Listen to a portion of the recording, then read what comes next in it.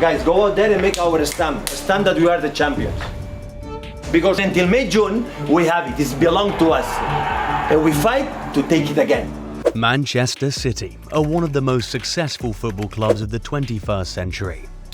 In the last 10 years, they've dominated England and have managed to conquer Europe and even the entire world.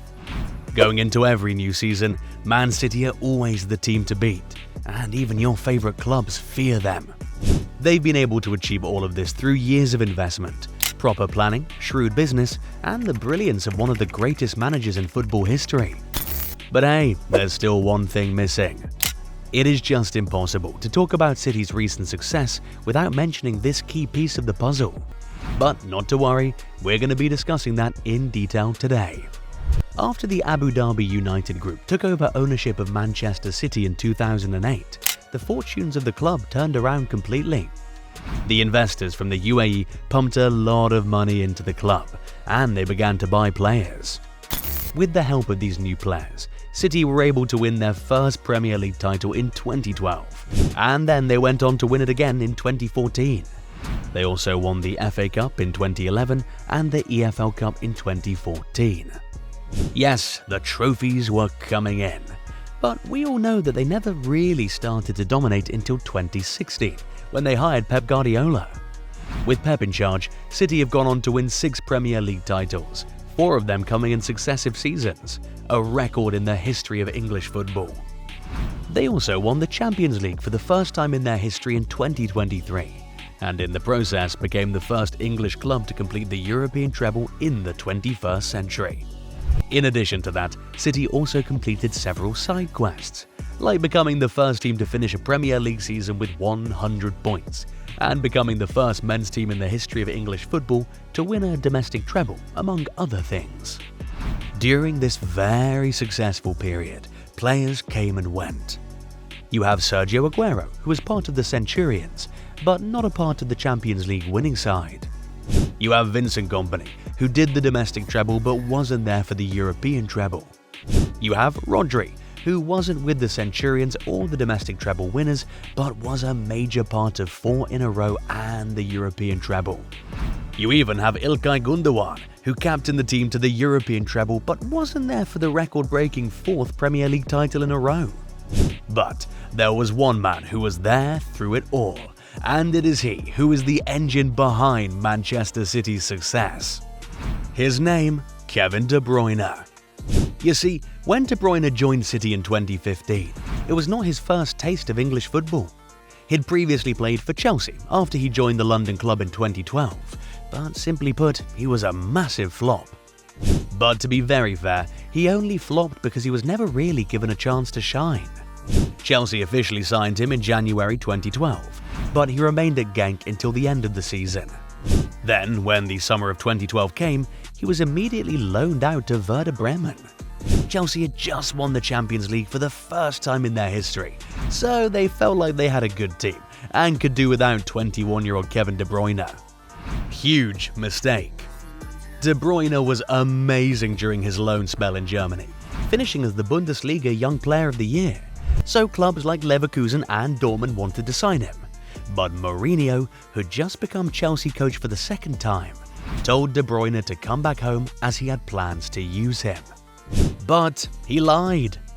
Mourinho did not use De Bruyne, so he was sold to Wolfsburg halfway into the 2013-14 season. Chelsea would later come to regret that decision. Anyway, KDB dazzled in the Bundesliga once again, finishing with 10 goals and a record 21 assists in his first full season as a Wolfsburg player in the German top flight. For his performances, he was named the Bundesliga Player of the Season, Footballer of the Year in Germany, and Belgian Sportsman of the Year. City saw all of that and decided to break the bank for him in 2015. They bought him for €75 million, the highest amount Man City had ever paid, and the second highest any English club had ever paid for a player at the time. Many people turned their noses up at this signing because his previous spell in England wasn't successful. They called him a small-time player who could only shine at smaller clubs and smaller leagues. But City took the risk, and it paid off incredibly. Right now, the €75 million that was paid for Kevin back then looks like a real steal. In his first season at the club, he showed real intent. He was a newbie, a young player, but he took on an incredible amount of responsibility. He scored 16 goals and provided 14 assists in 41 games for City in the 2015-16 season. 30 goal contributions in your first season at a new club? Now that certainly was a big deal. And he wasn't just scoring, he was scoring huge goals. He scored against Spurs in the Premier League, but more significantly, he scored home and away against PSG in the quarter-finals of the Champions League. In just his first season at the club, KDB was named Manchester City Player of the Season. Little did they know that they hadn't even seen anything yet. City immediately knew that they had a star on their hands. But to help this star properly shine, to get this engine working at its absolute optimum, they had to get him an expert and experienced driver. And that was exactly what they did when they hired Pep Guardiola to be their head coach in 2016. You see, when Pep came in, he did a little overhaul of the club. It didn't matter if you were a club legend or the best player in the world. If Pep thought you weren't good enough or just didn't fit into his vision for the club, you were out. Joe Hart, Samir Nasri, Edin Dzeko, and a few others were all sent away that summer Pep took over. The next year, Clichy, Jesus Navas, Pablo Zabaleta, Kolarov, Fernandinho and Sancho were all off. But De Bruyne was one player who was untouchable the entire time. Pep could see the greatness in him, and he knew that this player was the engine that would propel his team to unimaginable success. Guardiola was determined to turn KDB into a beast, and he went on to do exactly that. He did more than that. He turned him into arguably the greatest midfielder and most creative player the Premier League has ever seen. And no, we're not exaggerating here. It might seem like a wild statement to you, but we'll explain exactly why we said that in a second. First, quickly give the video a thumbs up and subscribe to the channel to see more content like this. Okay, so in the 2016-17 season, De Bruyne's second season with City, but first under Pep Guardiola, the Belgian finished with 6 goals and 18 assists in 36 Premier League games. As you can see, it started to do a little less scoring and a lot more assisting. The next season, De Bruyne finished with 8 goals and 16 assists in 37 Premier League games. The only difference was that this time around, they won the league with a record 100 points. That year, De Bruyne won the inaugural Premier League Playmaker of the Season award after he finished with the most assists in the league that season. He was also named in the PFA Premier League Team of the Year and won the Manchester City Player of the Season award again. It was clear for all to see that the Belgian maestro was the most important piece of Pep Guardiola's puzzle. And if it wasn't yet clear then, he made it super clear in the 2019-20 season. City only managed to win the EFL Cup this time around, but it was an unbelievable individual season for Kevin De Bruyne. That season, he finished with 13 goals and 20 assists in 35 Premier League games. 33 goal contributions in 35 appearances are insane for a midfielder. But what was even more insane was the fact that the 20 assists he provided became a record. With that, he equaled Thierry Henry's record for most assists in a single season. But what's more is that he became the first player to ever record 20+ assists in a single season in 2 of the Big 5 European leagues, after first doing it in the Bundesliga in 2015. And that's not all. That season, De Bruyne created 104 chances from open play, and that was the most any player in Europe's top 5 leagues had created in a single season in 14 years. I hope you're slowly beginning to see why we said that he's the most creative player the Premier League has ever seen. Anyway, for all his incredible performances that season, De Bruyne cleaned up the awards. Of course, he was City's Player of the Season, but he also won the City Goal of the Season award, was named in the FIFA Pro World 11, won the Premier League Playmaker of the Season, Premier League Player of the Year, Champions League Midfielder of the Season, IFFHS World's Best Playmaker, and PFA Players Player of the Year awards. With that last one, KDB became the first ever Manchester City player to to be named PFA Player of the Year. Do you know what it means to sweep awards like this despite not winning the league or the Champions League? That's just how good he was, and he just kept getting better. The following season, he struggled with injuries, but still managed to come up with 28 goal contributions in 40 appearances, and led City to a Premier League title and their first ever Champions League final. Once again, he was named PFA Players Player of the Year, IFFHS World's Best Playmaker, and in the FIFA Pro World 11. This is what an average season for him looks like. The 2022-23 season was when the entire squad wrote their names into the history books, but the 2021-22 season was special for De Bruyne. He decided to put his creative boots aside for a minute and lace up his scoring shoes.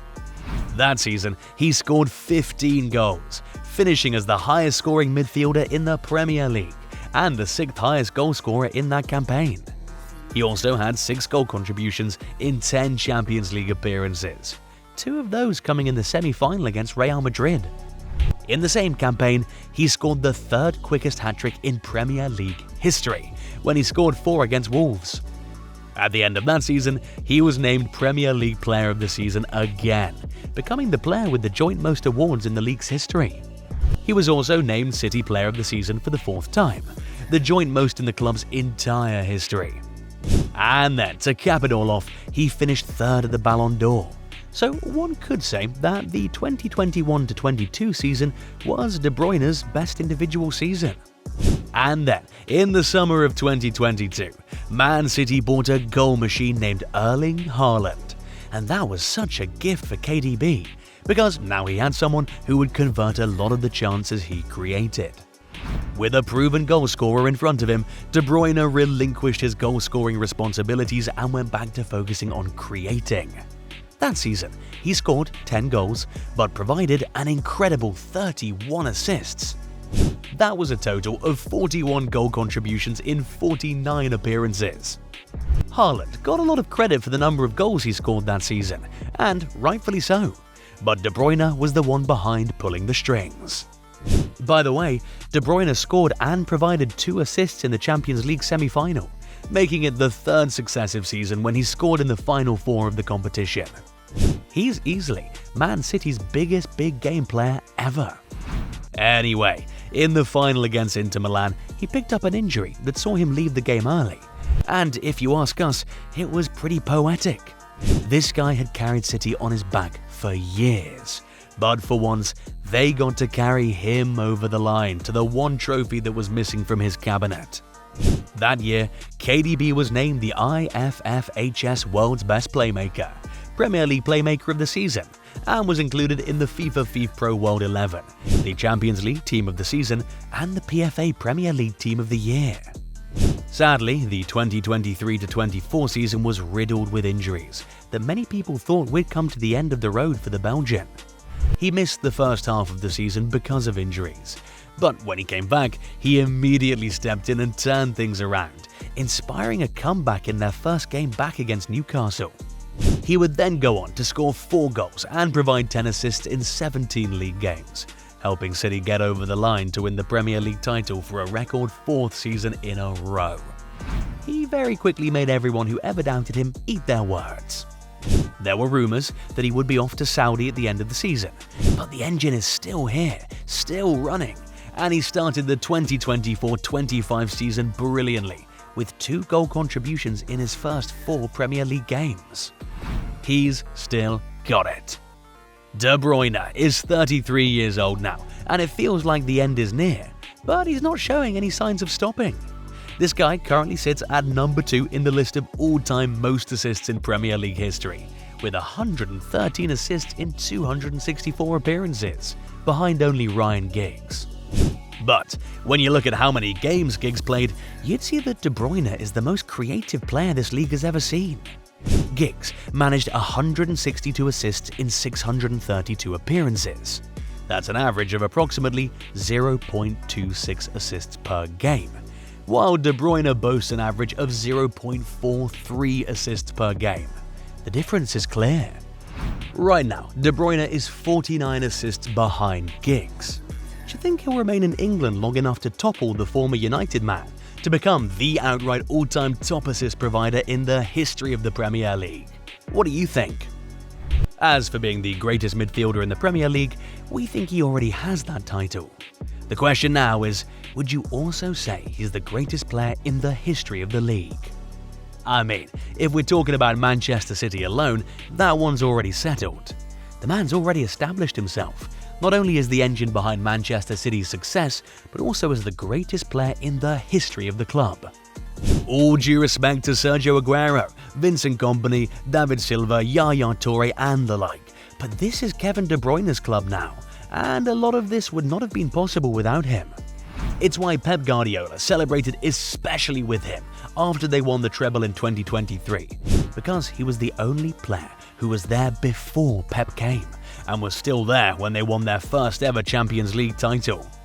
He is the engine, the backbone, and the lifeblood of this ultra-successful Manchester City team, and the greatest player in their entire history.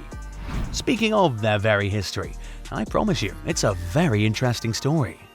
How they came up from the trenches to become the best team in the world. If you want to know all about that, take a look at our video, The Entire History of Manchester City.